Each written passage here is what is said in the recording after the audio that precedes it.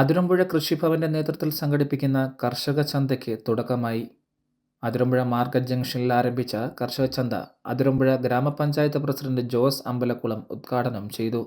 കർഷകർ ഉൽപ്പാദിപ്പിക്കുന്ന വിളവിനെ സംബന്ധിച്ചിടത്തോളം മാർക്കറ്റിൽ വില കിട്ടാത്ത ഒരവസരത്തിലാണ് ഇങ്ങനെയൊരു പരിപാടി സർക്കാർ ഈ കൃഷിഭവനുമായിട്ട് ചേർന്ന് ഓണച്ചന്ത അമിതമായ വില ഈടാക്കുന്ന കച്ചവടക്കാരിൽ നിന്നും കൃഷിക്കാരെ സഹായിക്കുക, സാധാരണക്കാരെ സഹായിക്കുക, പാവപ്പെട്ടവരെ സഹായിക്കുക എന്ന ലക്ഷ്യത്തോടു കൂടിയാണ് ഇത് മുന്നോട്ട് പോകുന്നത്.